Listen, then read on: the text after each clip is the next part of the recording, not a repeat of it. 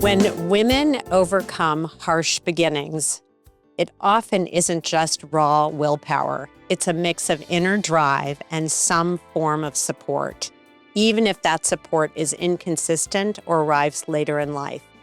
And when those stories reach far back in history, they stand out even more because the structural barriers were even tighter.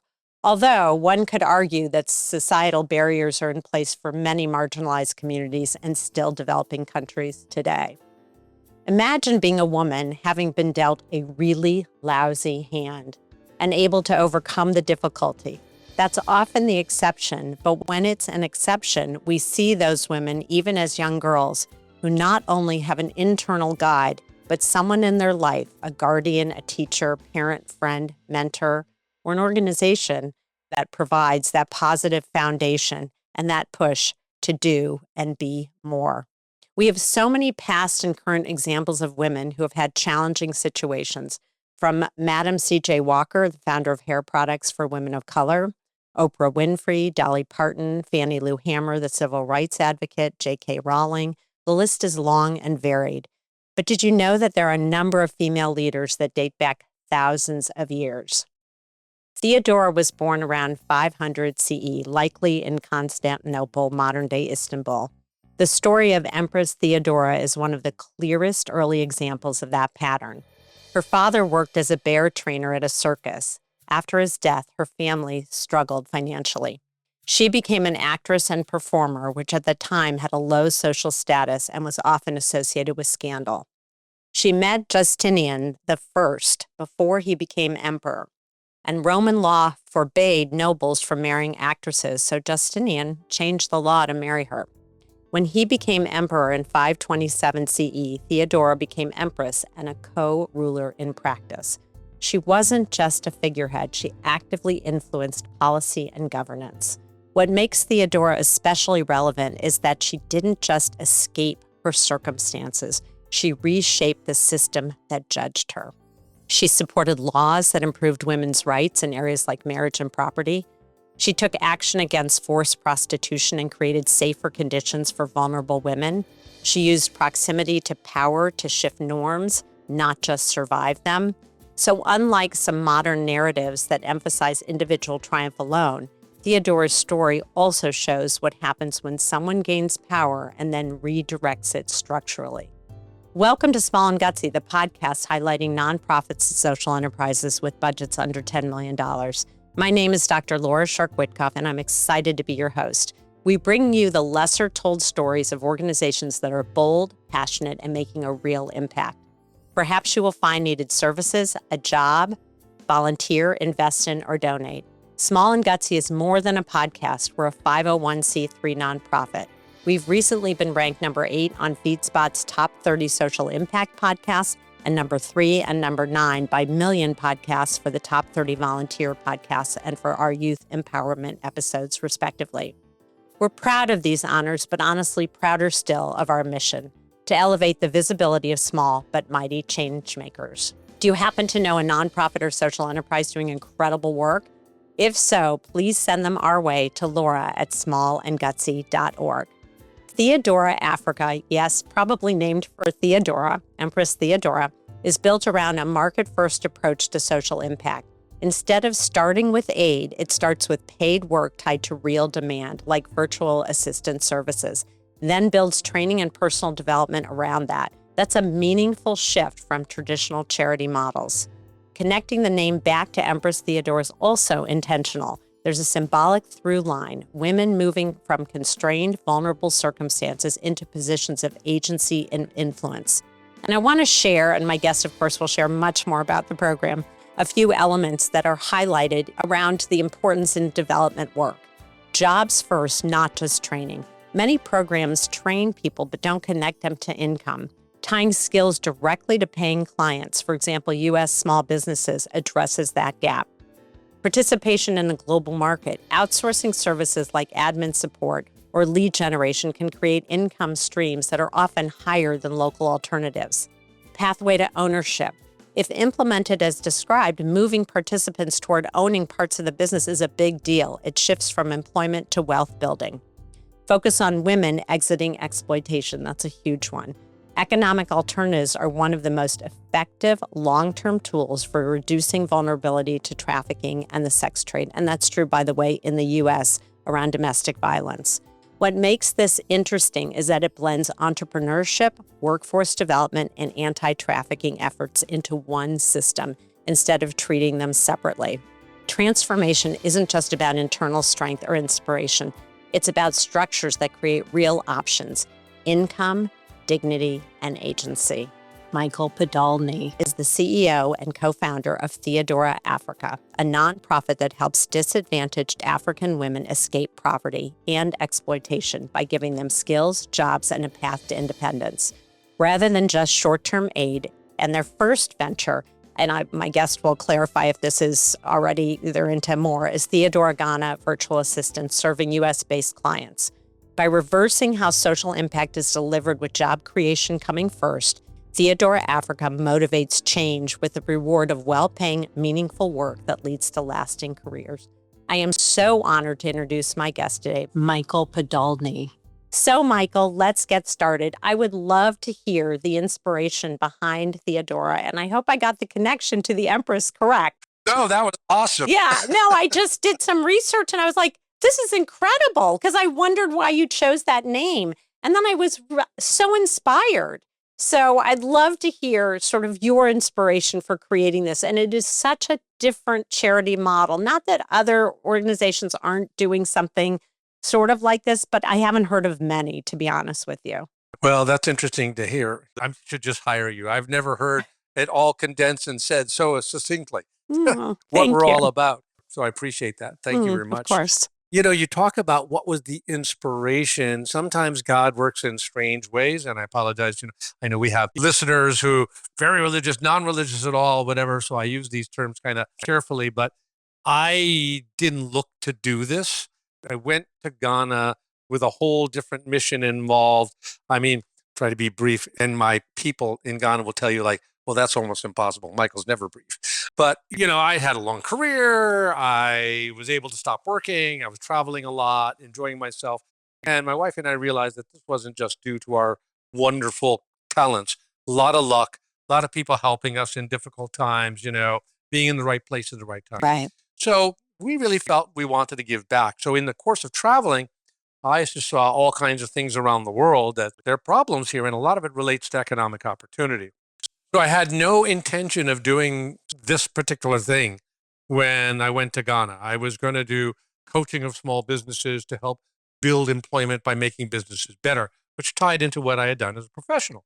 And then I like to quote, I'm Jewish background, I like to go to Saul on the road to Damascus, right? And I had that kind of a moment where kind of the world said to me, surprise, Michael, I have something very different for you to do. Great. And I was working through Rotary clubs, right? I had joined Rotary as a vehicle. Rotary has a unique thing there where if you're a member of a club, you can go to any other club in the world and don't have to ask permission, just show up. So I was just showing up in clubs in Ghana and saying like, hey, I've got this thing and I want some test cases. So in the course of doing that, people were, yeah, we'll take free advice. Why not? And I had one person who had introduced me to a guy, an American, who was doing social work, had been doing it for 20 years, married to a Ghanaian. And he was the one who started me on the education of just how the social system there sucks people in and puts them on paths of doing things that they don't want, whether it's sex work, whether it's scamming, Right. whatever that is, right? Because Right. people have to survive. Right. And he was working to get women off the street, and he had an idea of having a cooperative, but he didn't have an exit path. He was not a business guy. And at the time when I heard him, I didn't want anything to do with this because I was fully encapsulated in my Judeo-Christian prejudices. Like, I don't want anything to do with anybody having to do with sex work. All I could see was my wife and daughter saying, oh, you went to this country and now you're working with a bunch of sex workers, which, by the way, was exactly what they said. Yeah. That's funny. Yeah. So then, so I said, fine. Then another Rotarian, and this guy was pretty high placed, in the Rotary hierarchy, said, oh, I have a young lady who has a business plan. You're coaching people. Would you coach her? My thing is not to work with startups. I work with existing businesses and make them better. But this guy was, You got to be political. And so I said, okay, I'll look at the business plan. To my amazement, because Laura, I've looked at a lot of business plans, a Mm-hmm. lot. Mm-hmm. Okay. And most of them are just horrific. I don't care what the education level of people, their work Right. experience, for some Right. reason, They don't know how to do it. Yeah. no. Mm-hmm. And this one was pretty, not very wordy, which was good. And it was clearly actionable. That's always something I look for in a plan. Like, could you put, so I said, okay, well, maybe I'll talk to this person. So we talk and I get to meet her just before I was leaving on to come back home. And I'm like blown away because this girl looks like she's 18. She's short, pretty, very nice. And we're talking about this thing. And I said, I didn't have a lot of time. I said, great, Mary. Her name's Mary. I'll work on this for you. So I get back to the US and I have set, I'm doing my coaching to the people that I've met, including Mary. So then Mary, after one or two meetings, gives me the great reveal. Okay. She is, in fact, a sex worker. She had come home from school when she was a freshman in high school. She lived in a village in the countryside. She had been sent to a sort of a boarding type school. And her Right. parents had divorced, and the house was basically nobody at home. And it was like, you're on your own. And her mother might show up once a month or whatever, but she really was now an independent person. So she hung around the village trying to make ends meet, doing little things, got pregnant. The boy's family wanted the child because it was a male and they had no male heirs. Basically said, we'll take the child, you go, I know. That's so sad. And right. Mm-hmm.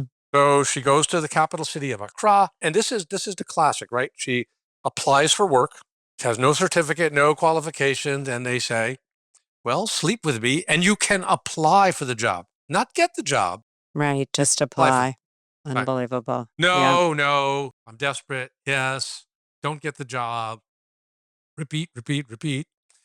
And then I don't remember what was in her case. I think it was she was at a club or something and somebody who said, she was kind of bemoaning her plight and said, well, I get paid for what you do, give away for free. And there are a couple of different avenues that people get sucked into it. Right. She thinks about it and a friend said, hey, I know somebody who will pay you to sleep with them. So she does it. And that takes care of money for a little while. And then, before she know it, this is her work. So now I am, you're talking about what the inspiration is. Okay. So I am really having difficulty, right? So is her business plan geared towards sex working? It was basically an e-marketing business. It would sell like jewelry intended or clothes or lingerie, things that related to what she knew and had experience, right? But I was really troubled because one, how does somebody with a high school dropout at freshman know what a business plan is? Number two, how do they write a fairly decent business plan when so many other people with education don't? Number three, it's done on Microsoft Word. And okay, it's actually grammatically pretty good. So how does that all happen? And there was some research in there, some market research. She actually quoted, I went here, this source, whatever. So I'm like, how does it all happen? And she says to me, well, Michael, I may not have education, but I'm not dumb. Number one. Good for her. Mm-hmm. Number two, you may not approve of what I do for a living, but I'm actually pretty good at it. And I'm good at it because people like me and I listen to them.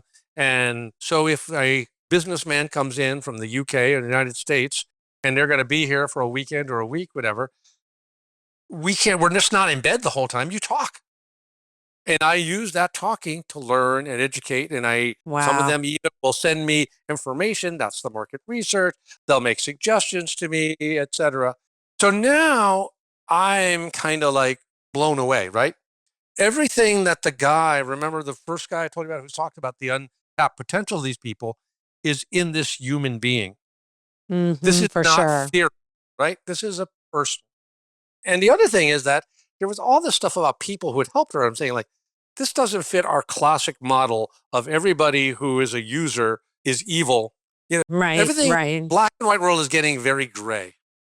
So as in Mary, I would really like to help you. Okay. But your business plan is too complicated.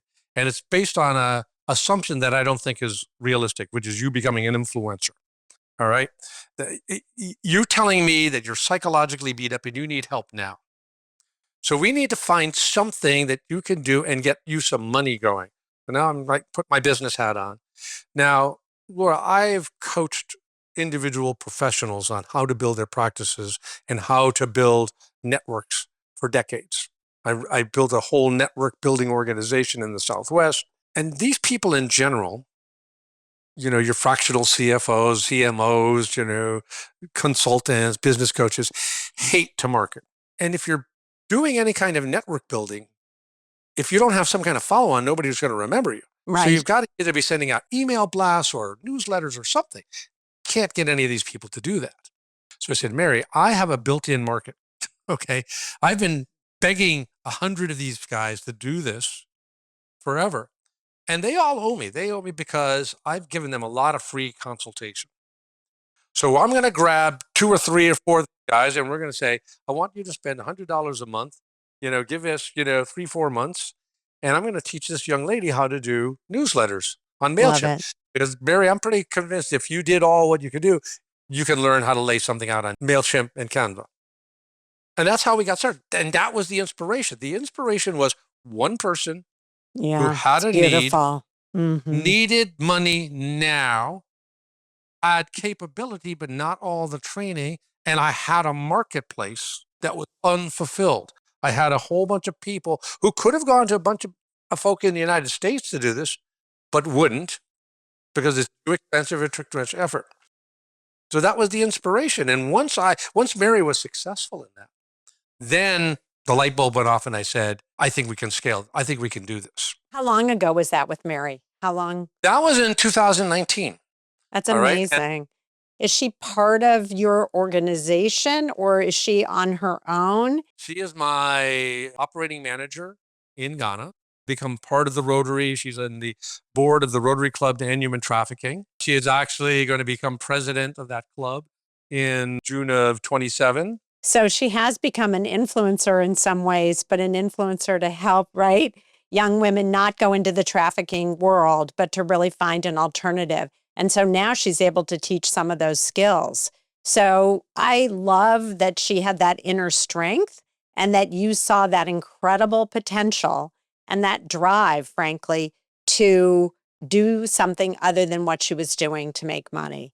And she was desperate. And so there is no blame associated with individuals who end up falling into something because our global society doesn't offer alternatives until now. Now there's a couple alternatives, you're being one of them. But to find you is hard, and there are just way more people who are being trafficked. So I just love that this could spread and grow. So walk me through how the program essentially works now, because it's not that old, which I think is also quite remarkable. I think it's important to segregate how we train and develop people versus what happens once they're done being trained. Great. So we're going to do the latter first. So we currently have a successful small business, a virtual assistant company, right? There are 5 people in it, all right, including Mary, and then, 4 people who've also gone through the training, et cetera. And they literally provide administrative executive assistant service to solopreneurs. That's their marketplace. That's great. Mm-hmm. And they handle it all at this point. Now, I say this jokingly, but it's actually serious. Like, I don't even know what they do anymore. Okay. Because they're so efficient. They have so evolved in terms of, like, each of them are using 3 or 5 different AI tools with which to either, develop lead generation, take some sort of content and transfer it into another. I mean, they find podcast opportunities. They find speaking opportunities for people. That's great. So does a client reach out and say, these are my top 3 priorities and how could we structure them? And And about how many clients do you have or this organization have? We've got about 15 clients at the moment. It's great. So it's growing. And we are profitable. I mean, so great. This quarter, we are truly accounting for everything, for our rent, everything that we have. And now the challenge is for them to grow and for sure on more people. Okay, but to get there takes quite a bit of work because we're taking people specifically who don't have the best education, don't have the best training in the world, and we have to bring them up to speed, and we need to bring them up to speed fairly quickly. So we've developed a training course. It came out of the very first one that we've done, and we've refined it. where it's a little bit of shock therapy. It's kind of like, you're not in Ghana anymore when you walk into this office. You are in the United States. And here are the behavior patterns that is. Ghana may be okay with you showing up an hour late. Ain't going to Right, work the here. US not. That's so interesting. You So know, it's a cultural adaptation to the client yes, because all of your clients are in the US, which I think correct. is just absolutely fascinating. And in some ways, you are a nonprofit, but you're also a social enterprise Well, we're because both. yeah, you're both, which is really beautiful because you're giving these women an opportunity to grow and prosper and bring in more women. And I love that it's woman focused because they're the most vulnerable in the population you serve. Yeah. Mm-hmm. So one thing that we've been very strict on, Laura, is that, and this comes from my business background, it is really easy to scale up and collapse if you Yeah, don't good have point. all your fundamentals down. And I make it sound easy, like, oh, we bring them in and we train it. It took a lot of pain and agony, and we churned through a number of people in order to figure out how to get this right, Yeah. because the existing culture is very antithetical to what we're trying to achieve. There's no trust. People don't trust each other. There is a feeling of get it now because it's probably going to go away. So trying to get people to think longer term is difficult. We brought in too many when we're trying to get them to be into understand what, let's say, American work ethic and culture. But we also tried to bring in a certain amount of American management, participative management. That was a big mistake. Mm-mm. I think Interesting. Share why, because that's a really interesting, because you're not approaching this colonialistically, which is a problem with some nonprofits that go in, but you're approaching it with if your client is of this culture, and this is like 101 organization development, you have to understand who the client is, right? I teach a class right now where it's really, I'm teaching them to understand who is the client, what do they want, and you have to partner correct. on their behalf. So it's a beautiful way to have married your background with something that is really doing incredibly good work.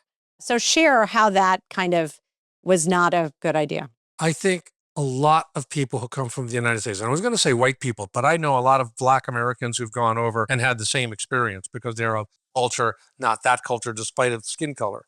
And that is, we want to trust people. We want to believe everybody is going to work for their good. We look at things and we say, oh, well, that's not that much money, whatever. And that's not the case at all. All right. First of all, as I said, trust is something that is really, really lacking. I mean, I've read articles that the effect of the slave trade over centuries was basically to destroy trust in Right. West African society. And then so many of the societies they're in are dysfunctional that you may be going along and I've known Rotarians with successful businesses, government changes and suddenly they're undercut and they lose everything. Right. So there's a feeling that you can't depend on things. So like literally everybody, and I'm talking about somebody who might be the head of a corporate organization has a side hustle because you never You never know. know when the rug will be pulled out from under you. I get that. We know that to build a successful business takes a long time. You have to stick with it. You make mistakes. You go through hard times. You recover and do whatever. So trying to get that message across. Okay. And I know that I tried to delegate too much responsibility to them before they were ready. And eventually, I don't know, have you been to Africa? Yeah, I had spent some time in Uganda, there's Okay. a lot of similarities, especially in the sex trafficking and sort of Right. the HIV. I Well, was there doing public health work. It's really challenging. And they also there, have a tribal or clan system, so they often take care of yeah. their own and don't reach out beyond that. So it's just tricky. You're right. Yeah. It's very tricky. Among the educated Rotarians and the people who are my advisors, and I've got some great people, they have a behavior pattern, which I've only kind of figured out in the last couple of years, which is they will see me doing things wrong and they will just let me do them until I kind of fall on my face. And then they'll come and say, oh, well, we do that. Right. We didn't think to tell you. Yeah, it's funny. No, it's not that they Right. didn't think to tell me. It's Right. kind of like, no, he needs to learn this. And the best way for him to learn this is to go. And there was a time, not about a year and a half ago, where we had a real crisis where people were feel that I was not being fair, that I had favorites. And part of the problem was we were raising money and then COVID hit and all our fundraising just dried up. It's hard And for so we were everybody. working like on half the money that we did. And I was forced to be sort of operating manager, day-to-day manager, which was never the intention of this, to kind of get it over the hump. And I would not call day-to-day operations my strong point. That's probably a gross understatement. Well, you had to step in and sort of do a little rescuing at that point because of COVID. And I think you're not the only founder or executive director that's been in that position. It was such a tough time for smaller nonprofits. And it carried on for quite a number of years. So finally, one of my chief advisors, Jonas, said, because I was ready to just like, I'm done. I put a lot of money and a lot of my time, and I don't need people to tell me that I'm, like ripping them off or whatever. And Jonas said, no, Michael, you're not doing that. We're not letting you go, number one. And number two, we're going to do things the Ghana way, not the American way. The U.S. way. Which actually, I think that there's probably a combination that even though the client is American, so you are united from the United States, you have to adapt to that. But the internal workings there are Ghanaian. And so you have to kind of have this mixed culture, right? Which is really interesting. And it's fascinating because they might have let you fail to teach you a lesson. And yet when you failed to the point of where you were going to give up, they were like, oh no, we're not going to have that. So they saw the value. So it's an interesting kind of co-culture creation in order to make this work effectively. I will tell you the big lesson that I've learned is that, so we're dealing with fundamental social change, right? Right. I mean, we're taking people, we're just transforming them, not just giving them skills, but we're teaching them how to work and how to manage their own money. I mean, there's just so much going on in the context of a culture that's pulling them in a lot of different directions. This stuff does not happen fast. I mean, right. It takes a lot of time. I mean, a lot of people say, well, how many people have you transformed? I said, you don't understand. I'm still working the bugs out to make sure we have a real model that will actually work without me. Because you're trying to leave a legacy piece and you're trying to leave it in country that works in a global market, or at least in the US currently. So it has that piece of. This episode is sponsored in part by one of our partners, positively impacting the nonprofit sector, GiveLink. Instead of wondering where your donation went, you can now donate exactly what nonprofits need, from diapers to school supplies to hygiene products, and see photo proof when your items arrive. It's 100% free for nonprofits with no fees or commissions. If you're a nonprofit, here's your chance to sign up with GiveLink as one of their nonprofits receiving needed products and goods you select. Small and Gutsy is not just a partner, but is a recipient as one of their nonprofits because we signed up and I'm really thrilled to partner with them. Check them out and sign up if you're a nonprofit, or if you're a donor and want to give goods directly, take a look at all the nonprofits listed on their website, which is givelink.app/en. And the link will also be in all of the show notes. So my recommendation is check out GiveLink. Thanks. And thanks for partnering with us and for sponsoring Small and Gutsy. Complication. And I also feel like when you are a relatively new nonprofit and doing something somewhat different, particularly in the culture, it changes. One of the hardest things, you know this from your work in general, is one of the hardest things. Because as you said, change is based on, even if you want the change, there's natural resistance to it because you feel very secure in what you know. You feel very insecure in what you don't know. And so trusting a foreigner or even trusting somebody in the Ghanaian culture who's done this, like Mary, still is a challenge. Probably easier to trust Mary than you, but still it's a challenge. And then you have on top of it sort of, again, I don't know Ghana, but a tribal system in some capacity. So it makes it even more complicated. So I love that you're really thinking about the foundation of the program, how it works. You know that it will work. It's just a matter of time and building. And I also love actually that it sounds in some way like you do vet people coming in the door to determine whether they have the drive. It's interesting. They don't have to have the skills. They have to have the drive and the capacity to learn. And there's a very big, that's teachable. What's not teachable as easily, and we know this from our shared work, I think, is the attitude. If the attitude is, I'm going to take as much as I can and get out, that's not long-term sustainability. Right.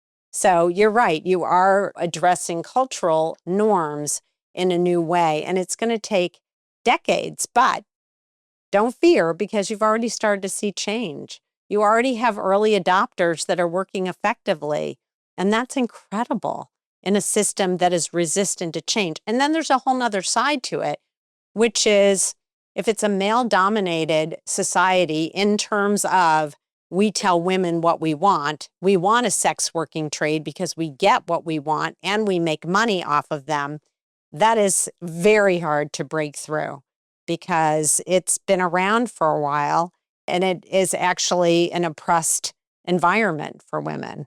Laura, you really hit an interesting point. So in addition to what I'm doing with Theodora, I am also in the Rotary Club to End Human Trafficking.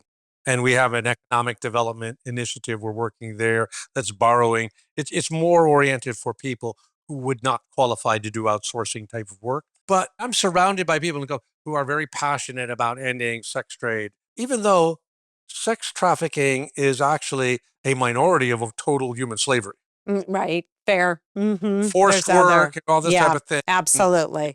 Is a Labor. majority. And slavery has been with us for as long as we've known civilization. And so yelling and screaming, and I understand. I mean, I know people, I see people, and I've seen what they've gone through. I'm just as appalled as everybody else. But I don't think that getting all emotional and angry necessarily does any good when you have to think of how do we possibly adjust these gigantic aspects of culture that allow this to happen. I don't think you're going to get any negative comments for that because what you're doing is, money is power. So you're going after the economic sustainability of women so they don't have to be in that trade or even in the labor trade. If you look at the Rotary initiative, right. That's different, right? So I feel like rather than screaming and yelling, you're taking action in a way that hopefully over time will fundamentally provide choice. And if someone chooses that trade, okay, if they're making money, I'm not going to be judgmental around that if it in fact is a choice. But most often in the slave trade, there is no choice. The choice has been taken away. And in Africa, at least, I would say one of my ladies called it as we were self-trafficked.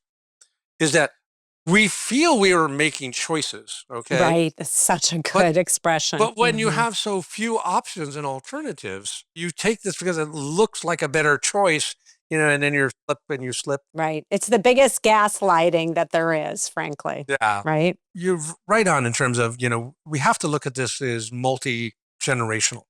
So having Mary, okay, who is now, and this didn't come easy, by the way.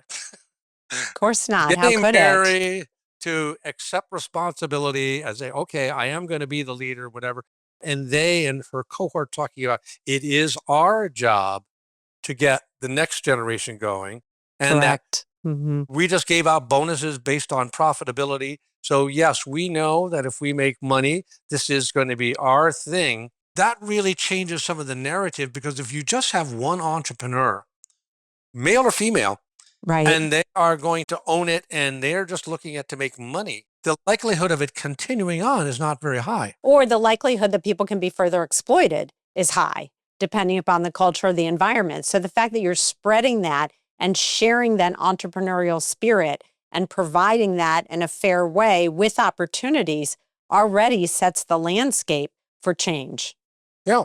Mary is very different from when you first met her or from her initial business plan, right? Yes. I mean, that's a story in and of itself, which is incredibly beautiful. So I think you need to be super proud of her and you and the foundation that you've created, even though it's been incredibly hard work. Because as we said before, change in even an individual is hard. Imagine change in an entire system. We can look at weird things in our own culture, which is our silly examples. But when I was a kid, the idea, or even an adolescent, the idea of getting in a car, much less a driverless car, right, like a Waymo, or a car with a stranger like an Uber would have been completely outside of hitchhiking, which, my parents said, please don't do that, was crazy, right? Right. So, and now it's a norm. It has become a verb in our society. So there are ways that we push society. It just is, again, I think you hit the nail on the head. And it almost was like a gut punch when you talk about trust, because trust through generations of slavery in all different aspects is understandable that lack of trust exists. And it's hard to break through that. So it's pretty incredible that you have, to a certain extent, and are continuing to do that. Yeah. We use the term in both the Rotary program and Theodora that the key for us is to plant yeast cells. Yeah, that's great. I love it. Each little thing by itself isn't going to change society. But if we have the right environment, the right culture within there, it's going to grow and it's going to grow and it's going to grow, in part because of our demand focus. And you mentioned this in the introduction, and I think it's important that we go back to this. I mean, I've talked to survivor programs in the United States who don't understand that we can't just give job training and then send them off on their own. That you've got to have, like I've suggested to them, why don't you do an employee leasing company? Why don't you contract with food service people and have the jobs, et cetera? So the fact that there are, what was the 2020 census, 25 million people who are self-employed, and that number is growing. I mean, just read the Wall Street Journal. X number of Black women and women are dropping out because they're tired. So many people are being fired. What was it? I saw some big bank had record profits, and then the next paragraph is, and we're going to let go of 1,000 people. Unbelievable, right? Yeah. Because I think that so much is being automated, or AI or other factors. But I think what you're really talking about is true social enterprises. So where you get trained and then you do have the opportunity for employment, and you either help set up that employment or have a relationship with an employment. So it doesn't have to be inside your organization if that's taking on too much. Although I like the idea of it being a streamline. Like the one locally in LA is Homeboy Industries, is a really good example of where people who've formerly been incarcerated learn a skill, and it's often in cooking and meals, and now they've grown into other industries. And it's been incredible. Started by a minister many, many years ago. So there are some examples. They're just not as frequent or as common in the arena of social service programs. They will do job training. They try to do placement. But I agree, placement, and I used to actually work for one a million years ago in supported work. And the problem is placement didn't often hold, even with support, if there wasn't an opportunity for a shift or change in that system where you place somebody. If they did not wholeheartedly take on the concept of a social enterprise, or really addressing the needs of the individual to try to get them in terms of an opportunity or a level playing field with other employees, it was really challenging. So I like the idea of an individual organization taking that on. And there are some, but there aren't as many. So I like that you could even give consultation on this side of the ocean to organizations that should do something similar. I think I'm a business person first and foremost. And if there is no demand for a service, there is no business. Right. There is no service. And right, there are no exactly. jobs. So fortunately, in the marketplace that we are, I think even with AI, I don't think in the solopreneur, when you take, let's look at the mean curve, right? Sure, there's going to be early adopters and they're going to set up an AI agent and do that. But most people, I mean, like I talked about, I know all kinds of people today that aren't even using 15-year-old technology, aren't even using something like Mailchimp, Constant Contact. They're not going to jump in to do AI. So right. I use this. So this will be my little promo. We talk about each one of our women can handle about 5 clients. Okay. And at that, they're probably billing about $1,200, and they will get paid like $300. $300 is middle class in Ghana. Yeah, it's great. It's Okay, actually will really help good. them not only survive, but sustain. Right. And that kind of a markup is what you look for in the service industry, to have a viable business, to do whatever. That means a person is billing 1,200 over, let's just say, 15,000, a year. And let's say I had 1,000 people working.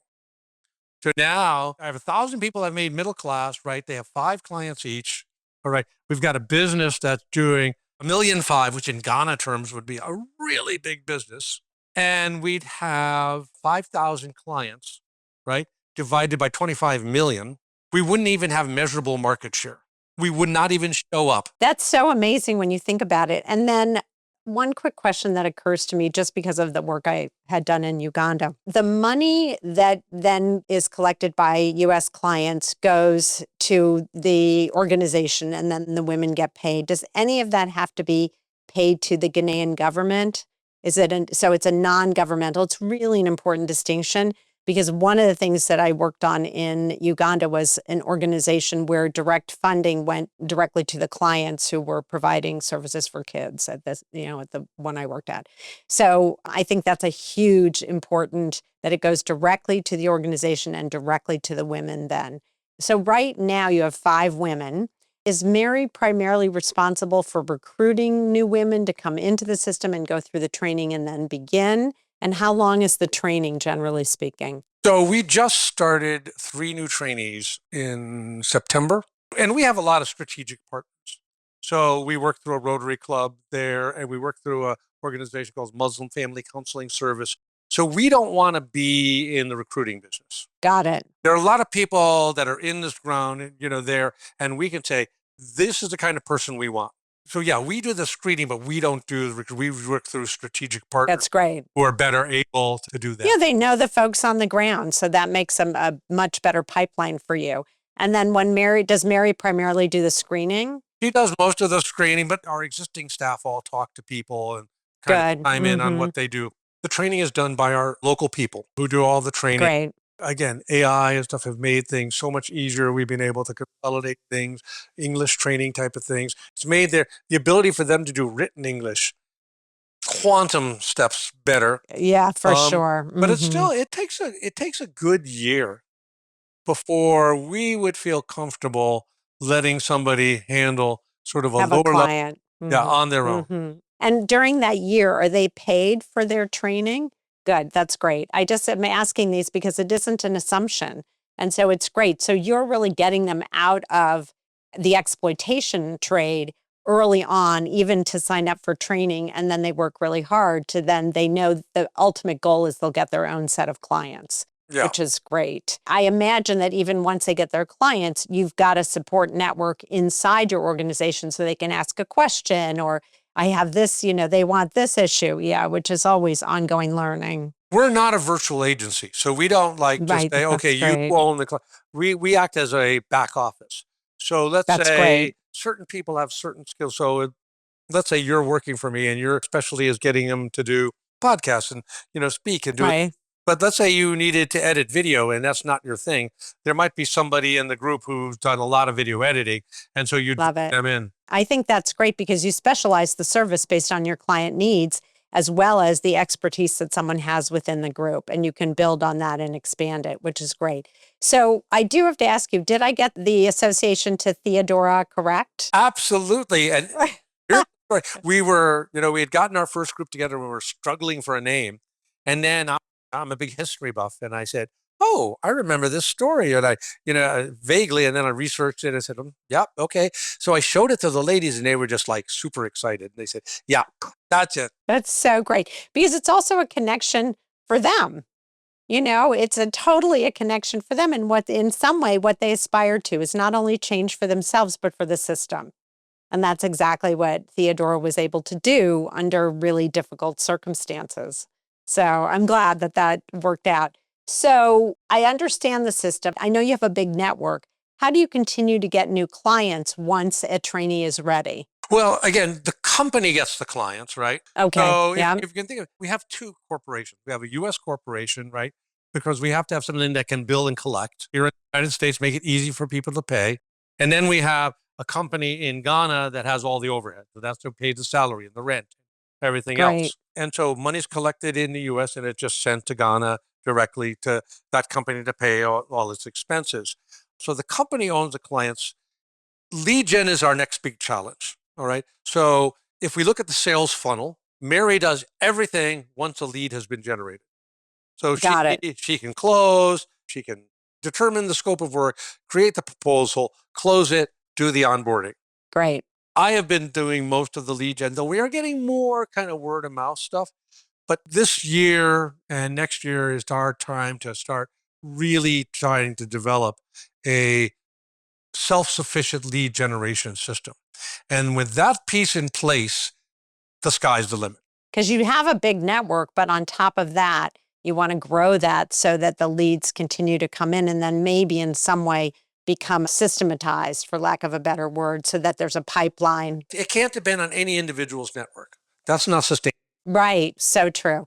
So it's interesting that you've grown in this way, word of mouth, and now you're ready for that next step, which is so great because it's great for all these women you have yet to bring into your system, into the training program, and then release in such a wonderful way.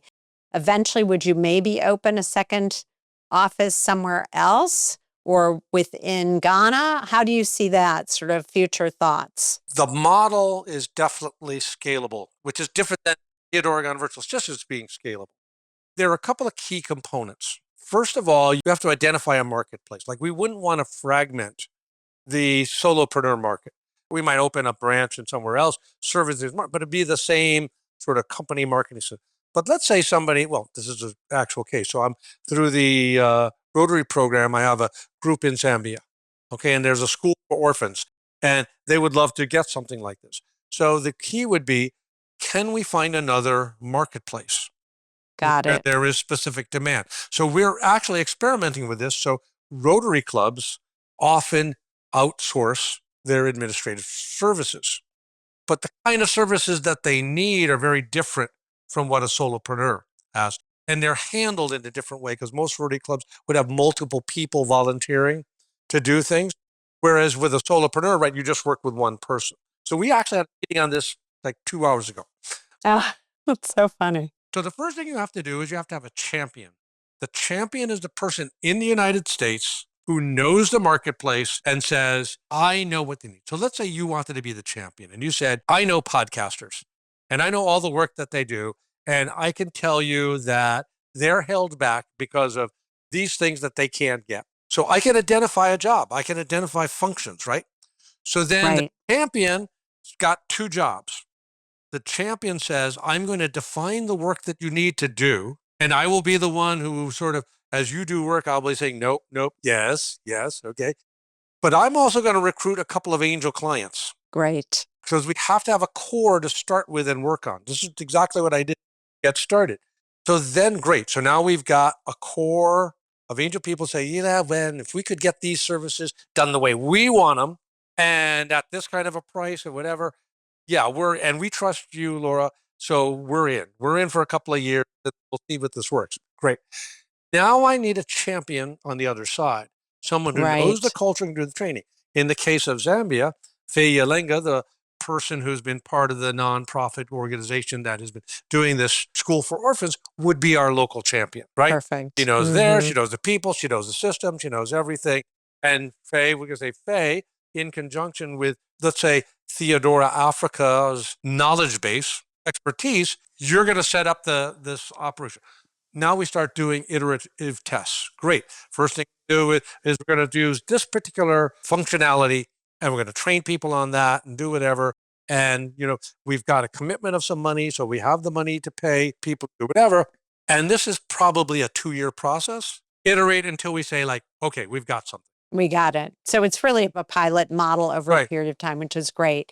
And you take a lesson in some way in patience, knowing that each step or each milestone is closer to, and that I love the concept of iterating anyway, because you're not married to a particular structure or system per se, the basic framework, but then you can tweak it based on the needs, both of the culture there and the culture of the need of your client. So I really like that a lot. So it's really great. I thought it was so funny. You just had that conversation. So it just made me wonder about it because I do think that this is so scalable in the best way. And so to do it with a pilot, iteration, and time are the things that you really need to make it happen, which is wonderful. Are there any, because you mentioned a few, and I didn't want to leave this question out necessarily, any aha moments, either aha, wow, that I didn't expect that, and that's great, or aha, oops, I didn't expect that. You alluded to one earlier and talked about it, but I didn't know. I think I said the oops ones, but there was an incredible aha moment. It was about a year ago when I was talking to Mary about a bunch of things. I think it was actually one of my trips to Ghana. I mean, I've been to Ghana like 20 times. So Wow. You are committed for sure. Yeah. I think my family would say that he's crazy, but It's okay. I prefer commitment, determination, all of that good stuff. Persistent. Okay, maybe it's go me ahead. all gutsy and crazy. Yeah. I love it. Okay. So I'm going there and I'm talking about things and, I'm suggesting, and Mary saying, Michael, we're already doing all this. All right. We're already doing this particular thing. We're doing this particular thing. We're using these tools. And like I said, there was a ha moment, like they've outstripped me. They know more than I know. They're on a self-learning pattern now. I love I it. still need to give them some guidance on certain things, right? Of how to apply their self-learning in a way to be a little more strategic. Like they're really good with the mechanics. Like we could use this tool to create this, et cetera. But my next step is I need you to start understanding who Americans are, not me understanding it. Tell you, you need to get the understanding, which is going to be harder because you're not there, whatever. But it's not impossible. Right. It's such a good example of her early internal drive. She knew she wanted to do something more. And that pattern and that internal drive has continued for her. I love that she's adaptable. She herself is iterative. She's a learner for sure. And so it really has given way to this opportunity. And I also wonder, and you have this probably in your training, but do you have a manual of sorts so when a new trainee comes in, because the tools are iterating themselves all the time?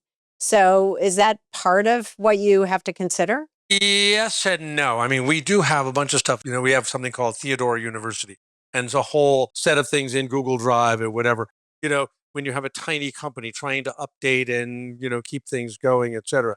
I told Mary that she should be doing the podcast. And she is absolutely adamant, like, no way in hell am I getting out there and talking, Oh, whatever. But maybe someday we could convince her. yeah. I've done second podcasts. I've often had participants and I've often had people, it totally depends. And once she maybe hears this podcast, she'll be more comfortable because it is just a conversation. And I would be delighted. I'd be delighted to host her. Would be really wonderful. So keep that in mind for the future. She is now, I think I mentioned she's scheduled to become president of the Rotary Club to End Human Trafficking. They want her to come to the U.S. and get training. There's training to be president, which I think will be a major growth step for her to get a chance to really see and meet, all these people she's been talking to and meeting. It'd be great. And she sounds like such a sponge. She just soaks it in.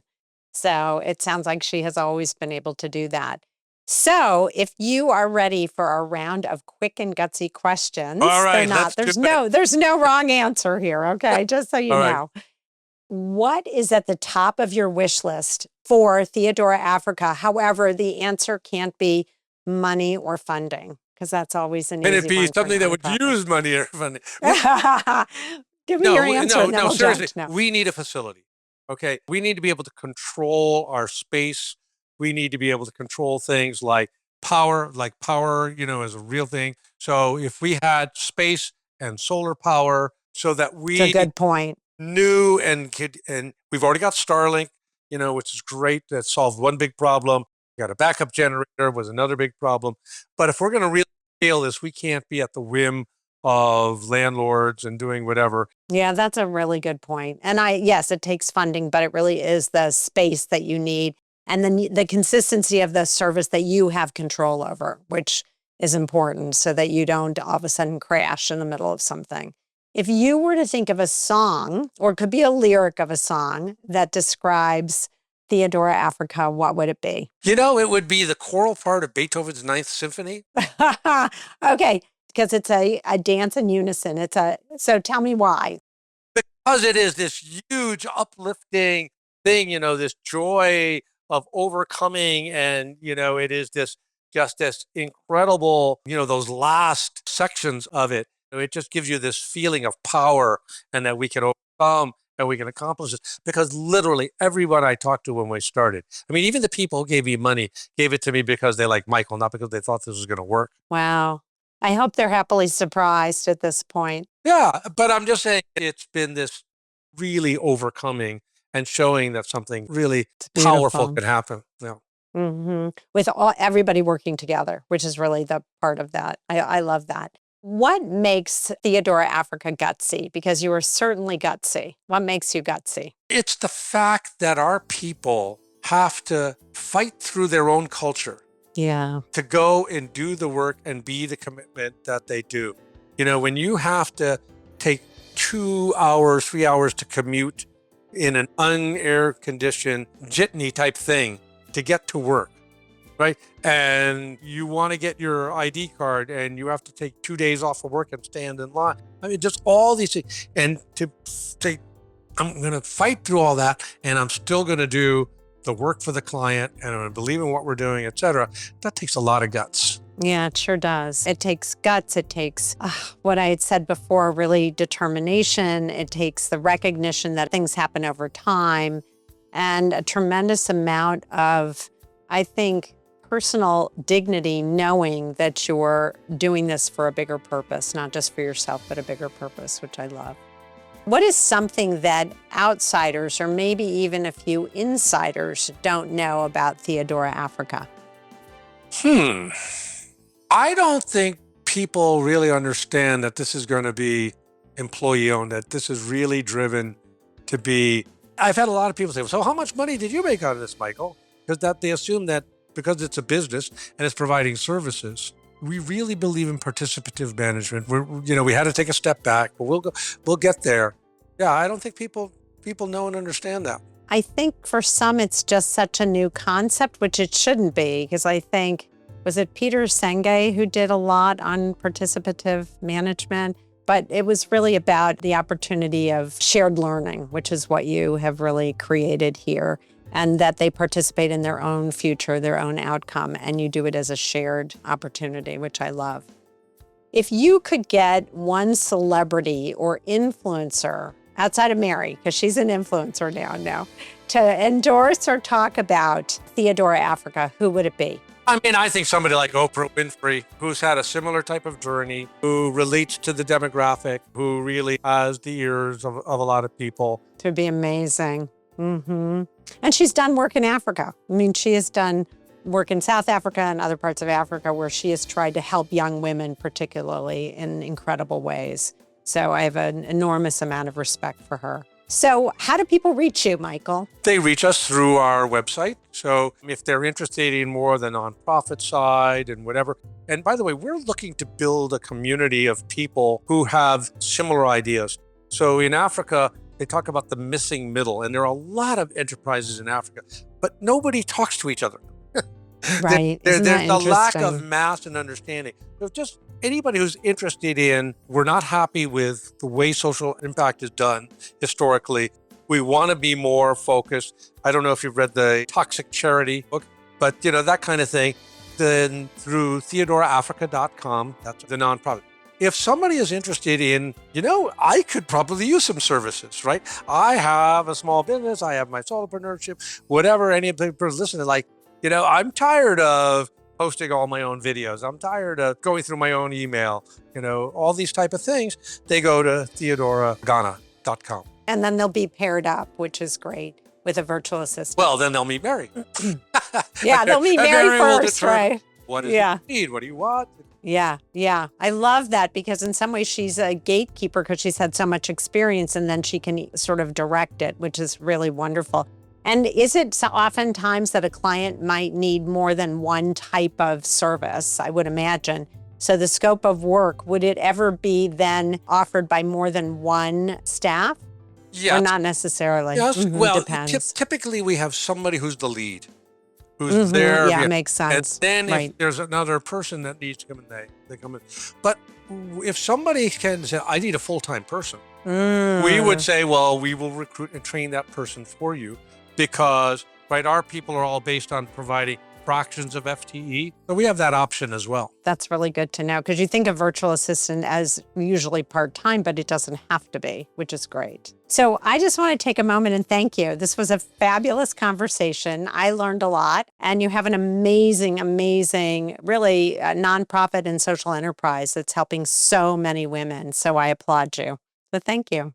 Thank you, Laura. I really appreciate the opportunity, to someone of your reach to have this opportunity to talk. That was great. Please go to smallandgutsy.org to check out all of our episodes. And if you're so inclined, please purchase some Small and Gutsy merchandise, consider sponsoring an episode, or making a donation.